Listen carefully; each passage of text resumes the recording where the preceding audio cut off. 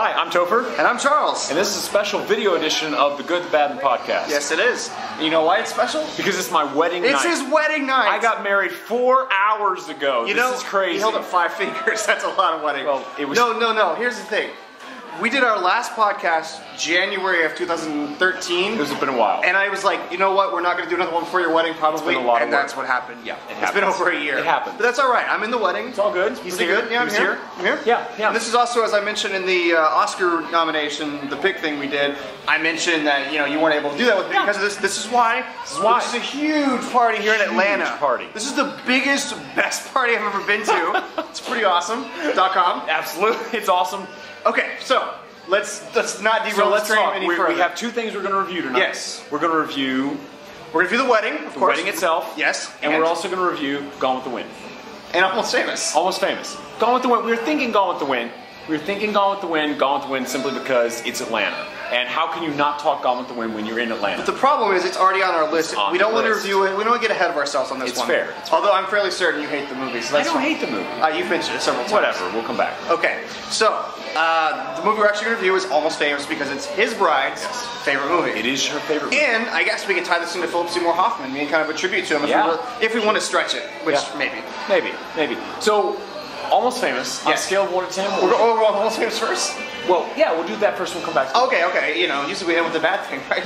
Oh, wow. Wow. So Almost Famous. Yes. On a scale of 1 to 10. We're not going to talk about it, no plot synopsis? Okay, we'll talk about it. Plot synopsis. Go. Oh, no, usually synopsis. So plot synopsis, you basically have a young man who ends up, through chance of fate, ends up working for Rolling Stone, following around a band in the tour bus with them, back in the tour bus days. Yeah. Right? And basically gets very attached to the band and develops kind of like, I almost feel like he developed like Munchausen syndrome, right? Like, do I like this band? Do I not like this band? I really don't know, right? And it's kind of a dissection of what happened to bands at that point. Well, and it's based on director Cameron Crowe's life. I mean, he lived that. Did that. Yeah, he did that. I've heard it's. Which band was it based on? I'm not even sure. I don't even remember anymore. But it's based on a few different things. I know the Eagles come to play, like Glenn Frey is one of the characters based on. But it's a really good movie. It's a great movie. Go ahead. Well, when did that come out? 2000? I think this was nominated alongside Gladiator, if I'm not mistaken. Yeah. I mean, this would have been. I would have picked this over Gladiator any day of the week. So I don't know, because picking it over Gladiator is a whole different story. Because Gladiator, you got in my opinion, a much bigger film, so it's a much harder thing to produce. So for Best Picture, I think it's harder to produce the bigger picture. Either way, I think the one thing that won an Oscar for script, though. Yeah, and that's the thing that makes it so good is it has this emotional impact to it. Yeah. Right? Like whether it's the Tiny Dancer.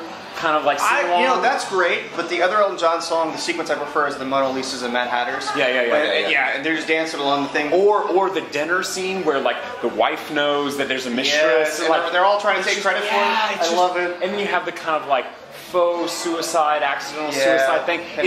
It's a really heavy movie, and what makes it great is that heaviness. And it's just great. And we said Philip Seymour Hoffman earlier. He plays in there. Lester Bangs.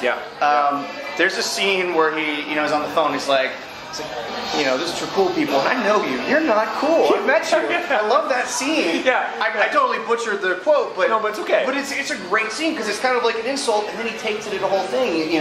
We're not going to be the ones that get the girls, and all that. Yeah. What makes this movie great is the emotional impact. And while I liked Gladiator. Right, I like that type of movie. I do not like Gladiator. That's okay. But what I liked about it was the scope. And this movie doesn't have that scope. It just doesn't. It doesn't. But what it does have is that deep emotional resonance. And that's what makes this movie work. Yeah. It's not the actors, who they're great. The actors are great. Fantastic. There is no one point that's just sour. There's no sour note to this movie. It just zing. Yeah, it just works perfectly. And so I really, on a scale of 1 to 10, I would probably give this one an 8. I'd give it an 8 as well. And so my wife, she's a wife now. Wife? She's my wife now. That's crazy. Wow. So hard, it knocked off your glasses. My wife has excellent taste in films. Her favorite movie, an 8. I can't beat that. Now, the wedding itself. Hold on. So, your wife's favorite movie, that means she would have probably given it a 10. She probably So would. there are a lot of movies you like more, what you're saying. Yeah. Okay, excellent taste, but you don't really agree with it. It's not my cup of tea, but the fact that I give it an 8 means that we're in pretty close alignment. Yeah, okay. Now, the wedding itself, I'm of course biased. I'm in it, so I'm biased too. I think this has been a phenomenal wedding.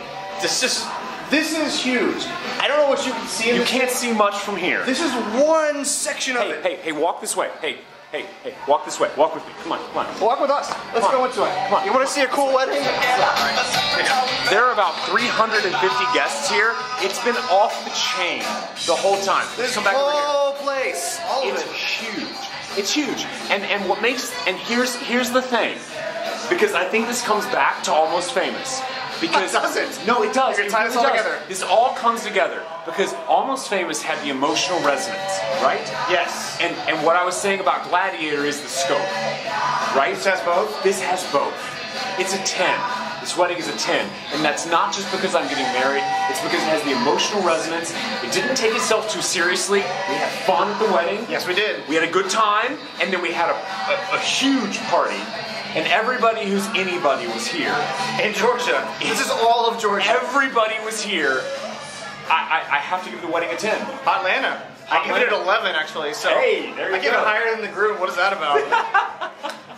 It's my first time in Atlanta, so this is what it's like. This is awesome. So .com. I'm saying this has been a phenomenal wedding, and Yes. I'm glad you're a part of it. I am too, buddy. Thank you. Excellent. Congratulations. Excellent. Yes. Guys, Good Bad and Podcast, signing off. Have a good one.